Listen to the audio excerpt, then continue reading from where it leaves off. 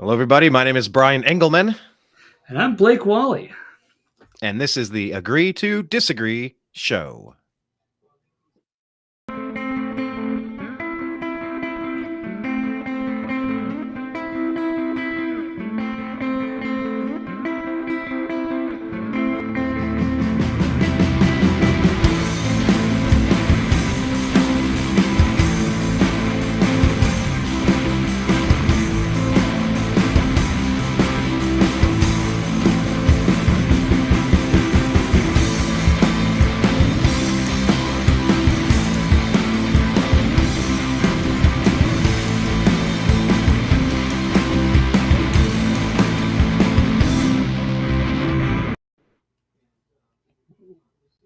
All right. It is Monday, March 6th, 2023.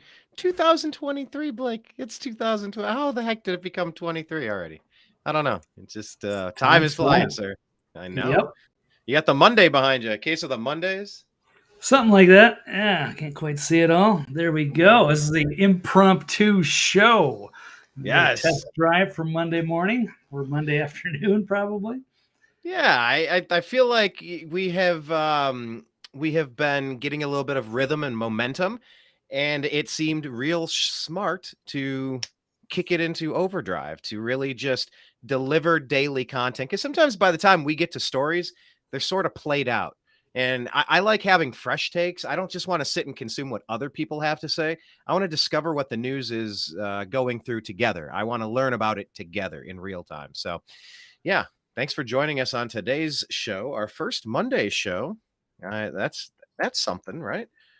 In the relaunch, of course, our first relaunch. Right. And not a full show, just a quick Monday update, if you will, and just kind of get some of the headlines. We definitely did have some interesting stories break over the weekend.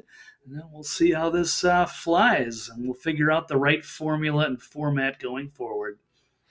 All right. Well, I got a story I'd like to start with. Let me go ahead and launch it by giving one of these, shall we? Here we go.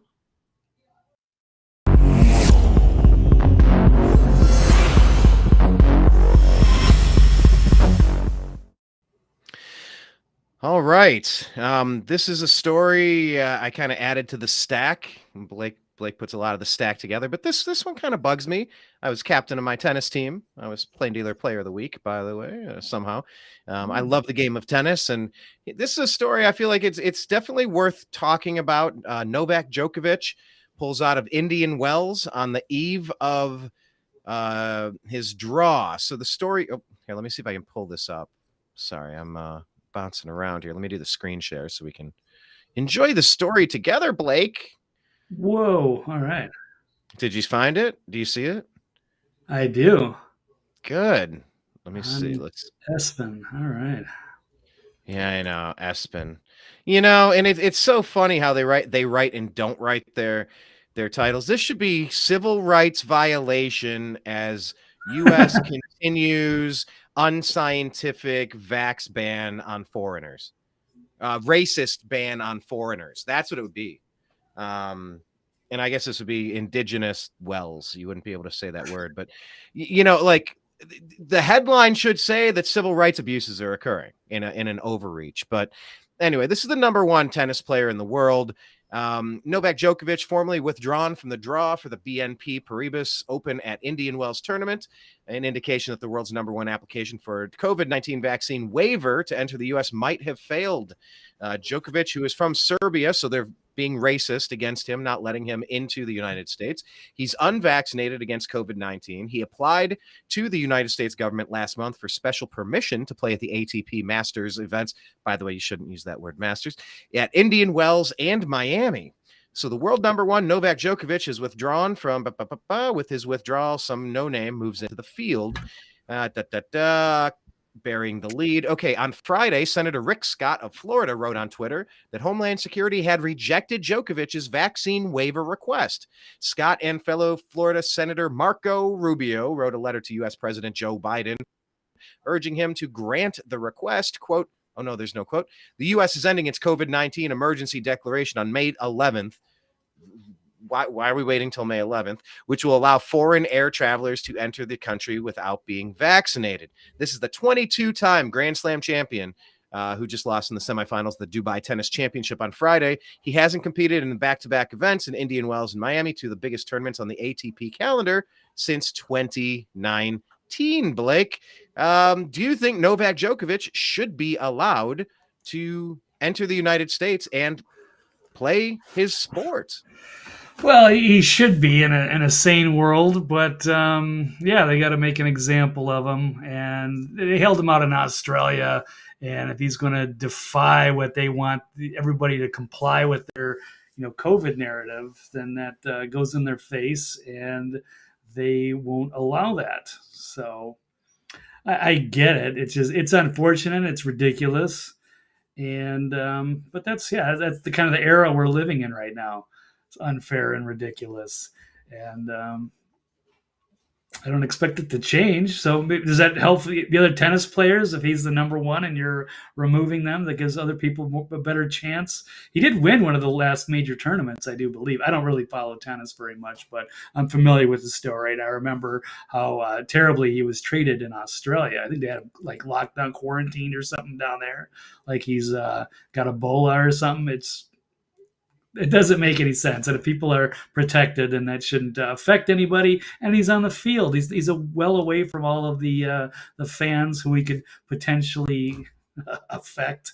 Yeah, Australia and New Zealand have both gone off the rails. You've seen their health ministers, these ghoulish-looking creatures, like, you will get this thing or you cannot go anywhere in society. I don't know why I'm giving him like a Klaus Schwab accent. I know, right? Crikey. I don't know. How do you do that accent? I wasn't prepared for accents. Yep. Yeah, I know one of the Australian leaders sounds silly like that. But the other lady from the head of New Zealand, she stepped down. She looked like she was. Yeah, but they replaced somebody equally wonky. Did you see her replacement? No, I mean, she doesn't blink. Oh, you got to look at it. I mean, these are ghoulish. Like, I don't want to like. I don't want to just make fun of somebody for being who they are. Like, I think that's pretty low. Like, I will from time to time if they're monstrous people. And I guess that's what this case is. These are monstrous people doing monstrous things, but like their energy is like it's being personified on their physical countenance, if you will. Like they're morphing into the demonic ideas that they're purporting, that they're pushing out onto the public, rather. Yeah, I mean, look, Novak Djokovic, he's one of the most fit people on earth. There is no science that says he coming in would be any risk to him, or if there's a vaccine and it works, then him existing should have zero to do with any other component of health, any sort of consideration. It really is racist for the United States. I guess, sometimes I just want to play their game. I'm in that mood today. I mean, it is incredibly racist. It's just so weird in 2023 because when everything's racist, nothing is. But you know what? The United States, Joe Biden and Kamala Harris are racist against this Serbian, this Serbian trying to make a living, and they're denying him in favor of white people. White people are getting advantages because this Serbian cannot compete on an even playing field. Like Bernie Sanders talking about equity and equality, right? He's supposed to be equitable and equalitable, right? I don't know. I'm not good at this like race casting stuff. I'm awful at it, but that was my attempt today. Yeah, I think he should definitely be allowed to come in and play. And I think this restriction on travel that you're not allowed to come here unless you sneak across the southern border with millions of other people, or you're a world-class athlete and you take care of your health better than anybody else in the population. I for the life of me, I don't understand how it's fine for Biden to reverse course, to turn our southern border into a sieve and just open the turnstiles and bring their security. Like nobody's checking IDs at the door. The place is just completely filling up with humanity. Okay, all of that's fine. Come on in. You cartel members, you're going to be slinging drugs, you're going to be trafficking with humanity, getting people into like child work camps and child sexual abuse situations. Hey, come on in. You don't need a vaccine. Come on the back door. But like if the world's number one tennis player or Kyrie Irving wants to play basketball at the arena in New York. He ruined a whole season for this guy. I think there's a few sports heroes, and it's not the ultra woke who worship at the altar of the Barack Obama School of Community Organizing / agitation. LeBron took the wrong path here. Like the Kyrie Irvings and the Novak Djokovic's, these are the true civil rights heroes of our era. And I think they should be applauded for pointing out the hypocrisy, for existing and standing strong despite massive pressure campaigns mounted against them. If you wonder how intense the pressure must have been, just imagine Harvey Weinstein trying to get some young lady into his bed, or else you're not going to work in this town. Okay, well, you're going to put this thing inside you or you can't earn a living. That's what the United States government of Kamala Harris and Joe Biden are saying to this Serbian-born tennis player. Unless you stick this thing inside of you, you're not allowed to come and work, see? So put this inside you. You're going to like it.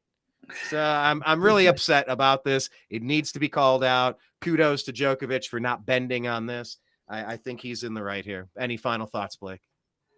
No, I mean it's disgusting that they want to have people take an experimental jab that's going to make your body create spike proteins to reduce transmission. It's insane. They ran the experiment, but they don't have to put it on everybody. It was voluntary, and they shouldn't be forcing. There should be people from other countries. They're not going to be interacting with that many people. It doesn't make much sense, and they're just trying to get people to comply. I think more than anything, then it's actual real health risk. So it's all fantasy, and it's unfair. That's it. Yeah, and it's power and control. All right, next topic.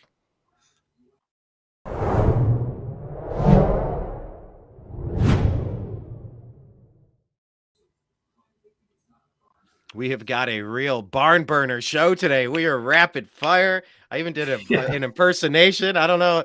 It sounded like Javi Firestein. I don't know what I was going for there. I got to work on my accent. Some of them come natural and some are just trash. Sounds a little like Fauci, actually. A little bit like Harvey Weinstein, yeah.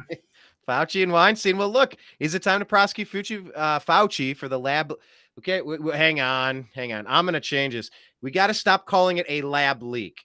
A potentially intentional lab release. I'm going to change the graphics while you talk. Well, that's a little different, right? What say you, Blake? Is there a particular story you wanted to pull up and talk about Fauci today? Is he getting grilled on Capitol Hill? Is he being like? Are the calls? I hope the calls for him to get arrested and charged with treason and mass murder. I hope these calls are answered, and I hope he faces justice for everything he's done to silence the medical profession from discussing potentially life-saving therapeutic options that could have saved countless numbers of lives while he grossly enriched himself and bribed people to stop talking about what really happened. He's the worst kind of monster on this planet. I do not worship at the altar of St. Fauci. He's been a fraud, a sham, a huckster, a monster from the beginning. I need adjectives, by the way, in the comments. Please tell me some adjectives for monster.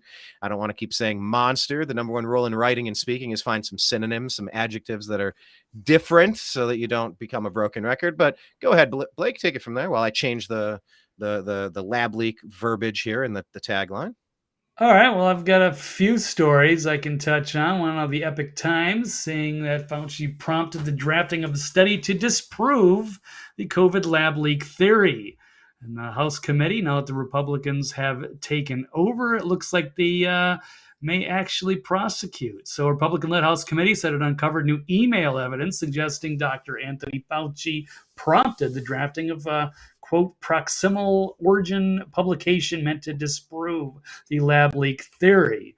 So they were funding gain of function research at this very lab, whether it escaped accidentally or intentionally. It seems like all signs point towards the laboratory as the origin of the COVID, not from the wet market. So, and it looks like he was trying to cover this whole thing up, obviously, because that would be pretty embarrassing.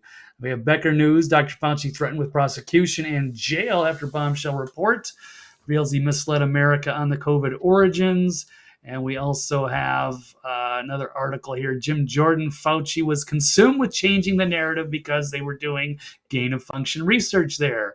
He didn't want that out, obviously, because he has really enjoyed the spotlight and to be like America's top doctor, top bureaucrat, and everyone looked up to him, and he was the big hero worldwide, except that he apparently was involved covering this whole thing up, that he was really involved his family and all of the people that he worked with, and there's bribes going around, threats probably, and Does it detail some of the bribes? What was it, 8 million or 10 million? Was it 5, 8, or 10? I forget exactly.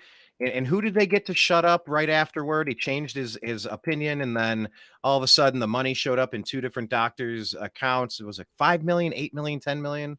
Was it 2 I'm for not 10? sure the exact numbers and everything. It says right at the start, Dr. Fauci organized a conference call. Him and Dr. Collins get in there with Dr. Gary, Dr. Anderson, and other virologists. They get on there, and 3 days later, everybody changes their story. 3 months later, Dr. Anderson, Dr. Gary get a $7 million, so several $1 million grant from Fauci to continue their research. So, they named a price. They covered it up for their greater good, I guess, at that time, and so to make or break people in their careers and get funding or take away funding. And looks like he used that. So it was all hands on deck to get this narrative under their control. So they weren't persecuted, but it looks like it's going to happen anyway. So, which would be And so essentially, what is the claim? The claim is that Fauci hid all of the facts of what was going on. And by the way, we don't know how the potentially intentional lab release, how that even got to Wuhan. There's enormous chatter about the bioweapons labs allegedly across Ukraine being part of the reason for the Russian invasion. These stories go around, and we're trying to figure out fact from fiction and what have you. But essentially, the accusation is that Fauci covered it up because he wasn't allowed to do gain of function. He wasn't allowed to do gain of function because this exact case, this very scenario that we lived through since 2019, this hell that has, taken people off of this earth forever, never able to be replaced again. And so he was hiding it because all roads led back to him funding the Wuhan virology, gain of function, whatever that's called, Wuhan Institute of bullshit. That's the gist of this, right? He was just trying to avoid taking any responsibility for creating and releasing this. That's basically the core of the complaint, right? Yeah, they knew it would come back to them, and so they had an emergency meeting. Then they basically put out the narrative that it could not have been, from the lab leak. It had to be from something else. And so they coordinated. Once again, I've said this many times. The four things are the same in most cases. The Democrat Party and politicians, the lying legacy media, social media gatekeepers and censors, and academia. They all colluded to lie about this story and silence people that were telling the truth. Is that fair to say, Blake, at this stage, with everything we know now? They all colluded to censor telling the truth while they were pushing their lies. That appears to be the case. And I think it's that on the burden of proof is on them to dispute that. But I think it's all there. They just weren't able to really go after him the way they can now with the Republicans in charge of the House. So this is going to come out. I don't think they can stop it. And the secret's out, and we still haven't even got to the Fauci files yet on Twitter. Which where are these Fauci files? China's, you got this punk Zelensky like, I'm gonna kill your daughters and I'm gonna kill your sons and give me more billions and shit. This little weasel. And then you got China's like, hey, I can't do that accent, right? That you're never allowed to make that accent anymore. But China's like, hey, Elon, how about everybody talks like this? No, that'll roach my throat. I won't do that. But you have China telling Elon Musk, careful, pal, you better not link this global pandemic that we're totally responsible for back to us, or else you're going to break the pot of China. Yeah. This is so blatant. It's almost as stupid and pompous as Joe Biden with that clip, that famous clip, laughing about how he got the prosecutor removed because they were going to unravel the money laundering scheme with his son in Ukraine and Burisma and the energy company and all of the power peddling from that vice president spot. Like their hubris is going to take him down. I think it's these moments that you get them on the cover up. You find a way to get them that might not be exactly what you hope for, but at the end of the day, I want Fauci to face justice for the blood on his hands. He's my number one. I'll give him a Valentine's Day heart a little bit late. You're my number one, pal. I'm not going to stop until you face some accountability for the deaths that you unleashed on the world with your either recklessness or, good Lord, if this was intentional. And a lot of people think it is intentional. I'm willing to consider that it could be. I'm not entirely convinced, but I'm leaning toward that. I think it's more likely to be intentional than accidental. So I just wanted to say it's a potentially intentional lab release.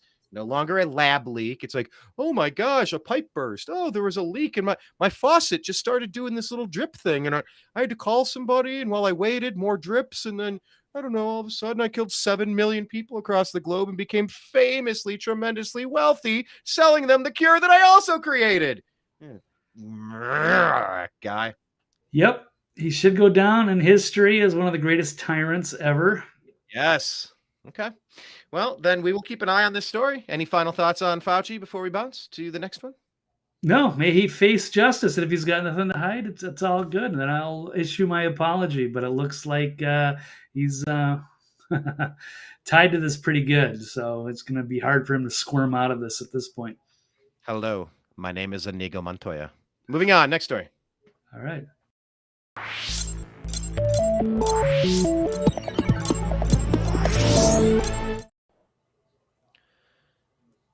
By the way, do you know Blake? Hello, my name is Inigo Montoya. What is this from? Oh, of course, I've seen Princess Bride like 50 times. Yeah. Yes. So that's my thought on Fauci. All right, next story. Based Russell brand. Ooh, based brand. Yeah. I think you need some based brand products. That'd be pretty cool. Based Russell brand could make MSNBC great again. Blake, agree or disagree?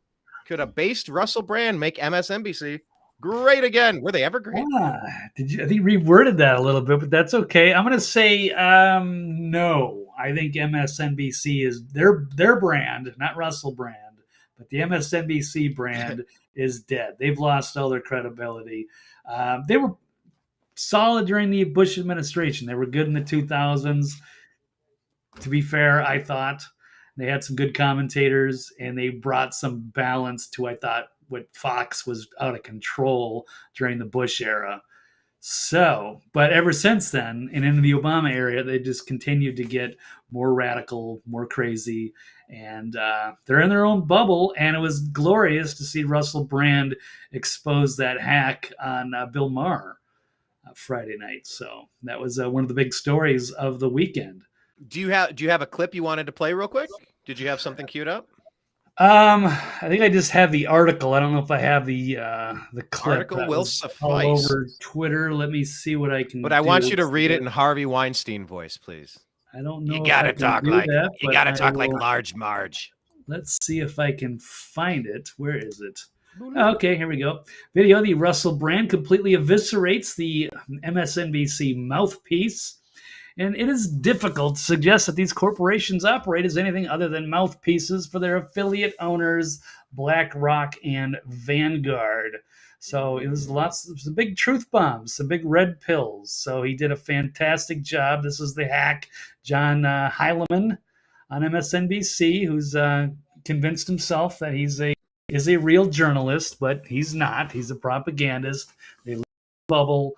They think their knowledge is superior, and it ran into Russell. And he was great. Let's see if I can get the clip here. Calling up the hypocrisy on COVID. Well, we'll give it a whirl and see if it works. No, probably not. Let's see if I can. Are you going to paste it in the comments and then have me pull it up? Send me a message, a private chat, and then I'll pull it up. Here we go. The claim that the biases that are exhibited on Fox News are any different from the biases exhibited on MSNBC. It's difficult to suggest that these corporations operate as anything other than mouthpieces for their affiliate owners in BlackRock and Vanguard. And unless we start to embrace, and it also made, like, just spiritually, if I may use that word in your country, we have to take responsibility for our own perspective. I've been on that MSNBC, mate. It was propagandist nutcrackery on there. I went on a show called Morning Joe. It was absurd the way they carried on. Morning Joe.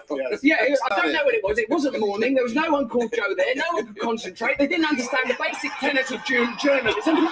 No one was willing to stick up for genuine American heroes like Edward Snowden. No one was willing to talk about Julian Assange and what he suffered trying to bring real journalism to the American people.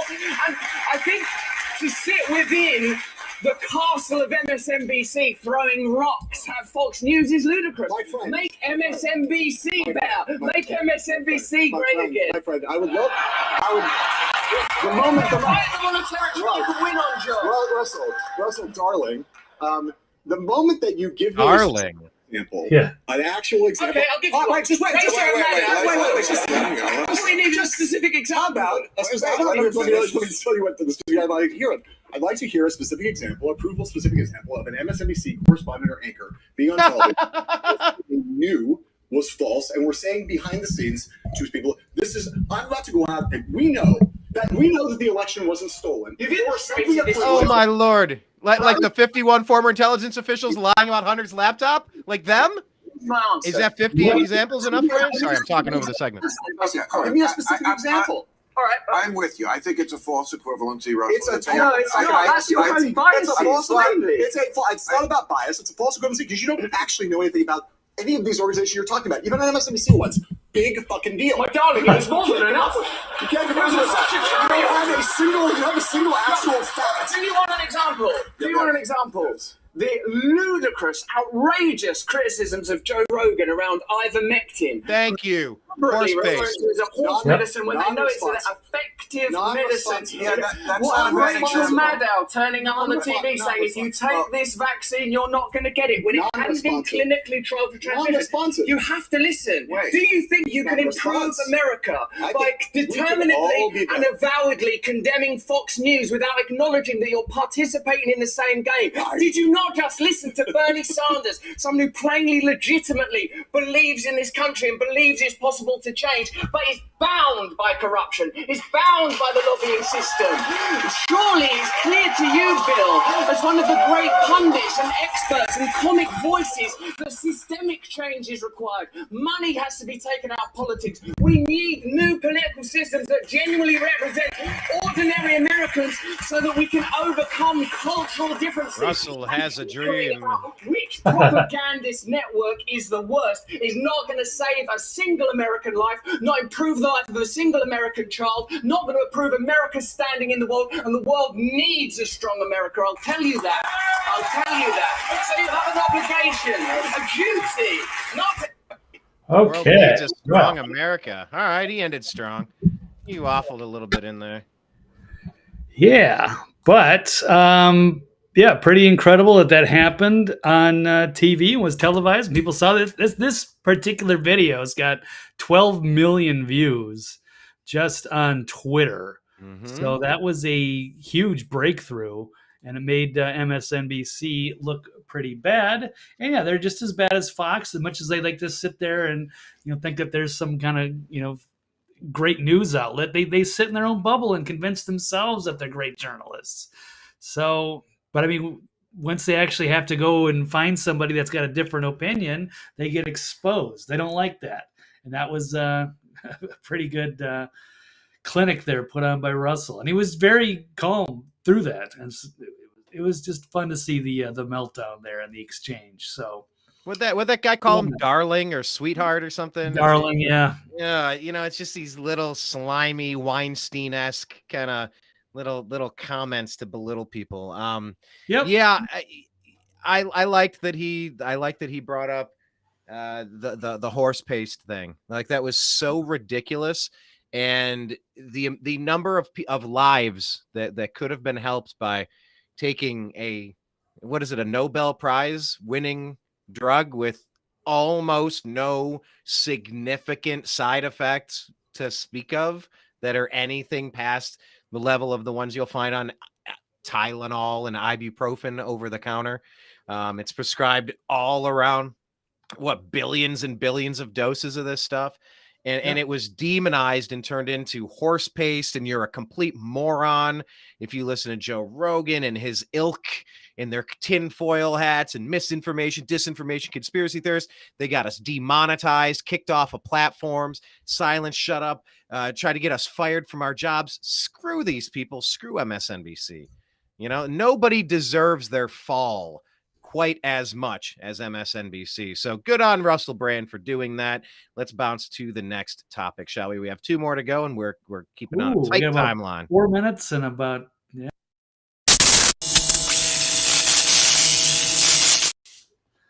All right. Well, we're looking for leadership, right? So what about Robert F. Kennedy? Robert F. Kennedy should run for president, Blake. Agree or disagree? Agree. Emphatically, yes. He would be a Democratic candidate. So I think they need some better voices of reason. No more woke radicals, no more squad people, no more. You're still going to see a presence of the Bernie Sanders type people. But, the new socialist left. The old guard is dying. They've got I keep forgetting his name, Hakeem Jeffries. Hakeem Olajuwon. Haywood Jeffries. Robert F. Kennedy, he's not perfect. Yes, he's, but he's a pretty good guy, and he does, is against all the medical stuff that's going on. So he would, be supportive. You'd be in the Russell Brand camp there. I can't say everything about climate change and what have you, but at least it's a start. At least it's good to have a different voice on the left and not the typical cult followers. Or you get the radical left, and then you've got the old guard Democrats who are still pretty radical in their own way. Yeah, the Democrat Party needs an do they need an infusion of sanity? Good luck. I don't know where they're going to find any of it. Honestly, I think that party is so completely dominated and controlled by Biden, Obama, Clinton that we saw how they railroaded Bernie out of the delegates at the 2016 DNC.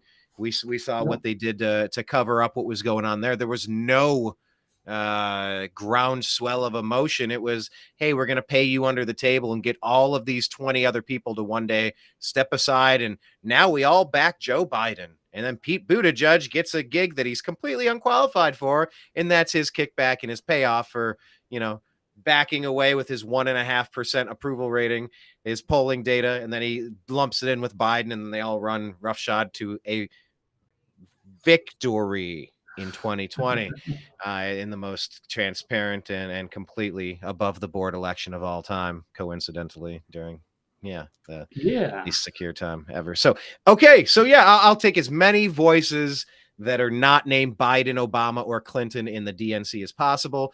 I don't see any hope for that party. Prove me wrong. Okay, final topic, and we're gonna wrap it up. What a great pithy show today. Yeah.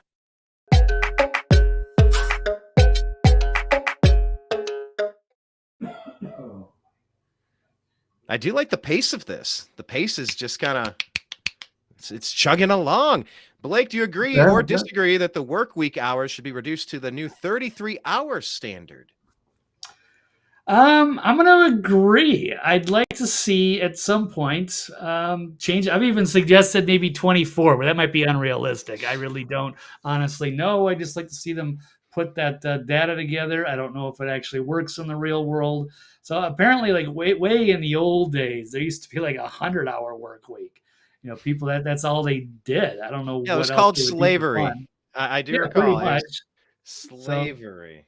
that led to unions and things like that, and maybe some of the unions have gotten out of control, but they sort of standardized a Yeah. 40-hour work week, and that was pretty good. And I think it was great during the kind of the golden era when, say, you got your regular American family and you could have like one dad could work a 40-hour a week job and support the wife and the kids. And that was great. And then all of a sudden the mom had to work full time. And it just seems like everybody's working and just barely getting by. So I think in this kind of idealist sense, I just don't know how much work actually needs to be done and how many people are just doing wasted jobs if we could make things more efficient. I think everybody should be productive and live to their potential. How that all plays out, I'm not sure. Some people need to work more. I think people need to work more. They can, get compensated more. But I think everybody should do some sort of a minimum. I don't believe in this total like free welfare. You can't have just freeloaders on society. So can you get everybody to do some kind of training or education or working or something like that? But give people a little bit more free time, because even the 40-hour week can be kind of a grind. A lot of the Generation Z, they don't want to work as hard as the boomers did, or even Gen Xers. They're not used to that. They don't like it. But we need are millennials more like Gen Xers, or are they more like Gen Z, do you think? Probably in between. Literally, figuratively. Okay. Right. So who's pushing for the 32 hour? Like, where did this story come from today? Who was was it an Andrew Yang latest, or where did this catch your radar? Let me see if I can pull it up. I'm on a different browser here. Here we go. So out of this Tampa Free Press says some Democrats want Americans to work less, proposing a 30-hour work week. Means paying people to stay at home during the pandemic. That's different, when they were at home, everybody was getting unemployment, work for home. Yeah, because student loan forgiveness, public assistance, blah blah blah. Trying to find the correct amount of numbers. So it is coming from the Democrats, but again, I don't think it's necessarily bad, especially if we get more AI robots to do a lot of the tasks that may be unnecessary. You could create more jobs if people weren't working as many hours, but there are very important things that have to get done no matter what. So people will be compensated for it, but I think people should have benefits and such, but I have kind of an idealistic sense of things, and I don't know if it's going to be practical in the real world. But it was some way. I'll say this much. Yeah, I definitely am opposed to, what do they like to say? Student loan forgiveness. I'm definitely against anything to incentivize radicalizing normal people into blue-haired, screeching, self-loathing, constant tribal politics spewing worthless sacks of college product at the end of it. No. If you want to go indulge in your fantasy land camp, you want to go to your summer camp for 4 years or 6 years, 8 years. That's on you. That's your dime. You want to pay to get indoctrinated? Have at it. I went. I paid for my loans. I paid many years to pay my stuff off, and so can you.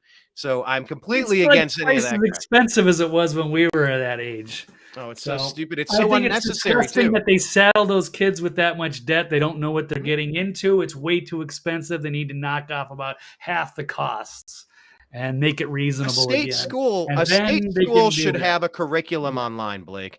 You pay for the teachers. They don't tell these kids how they're doing. They don't know what they're getting into. They just want to go have the college experience and do what they think they're supposed to. They're getting railed with all this stuff. They don't know the consequences. They don't know what kind of job they're going to get in a few years. So I don't think it's fair to them and saddling them with tons of debt, and they're never going to be able to pay it off, and they can't even wipe it off with bankruptcy. I just think that's terrible. So I'm a kind of a Green Party person at heart, and I think that if we are going to pay taxes and have a limited government, that things should be going for education or medical or environment, but they need to take about half the cost is. See, in college is ridiculous. It is a scam. It is just an indoctrination camp to espouse radical Marxist ideas that are divisive. Right. But it wasn't like that when I went to school. Yes, it was. Yes, it was. It was like that for me in middle school, in high school. It was that way in college. I had conservative professors, teachers. Man. I don't think it was just all woke it's stuff. Gotten worse. In the 90s. It's gotten way worse. I was railing against comparable. This stuff. Yeah. In the late 90s, I was railing against this stuff when I went to college. It's been going on and it's what pushed me on this path, because I saw it is they're peddling poison. It's just like a fentanyl dealer. Academia today, when they go hardcore Marxist, divisive tribal politics, they're fentanyl dealers. All they're doing is pushing poison to ruin the minds and bodies and the lives and the work ethic and the general demeanor, tone, and tenor of well-intentioned people with poison. And so, no, I can't support subsidizing poison. What I was getting at is that schools should be able to put up a basic curriculum online that you can log into and take a degree. You could go through and take a course. It should not be ridiculously expensive. It doesn't need to be $25,000 a year to just go through and come out on the other side with some skills. So yeah, I think we're going to have plenty of time to unwrap the academic not today. malaise in this country, because I think it is truly at the core of almost all of our problems. So anyhow, we'll pause it for there. Good stuff. Yeah. This is good times, nice, everybody. I gotta go, but thank you very much. Take care, everybody. I'm out. To be continued. We'll see you soon.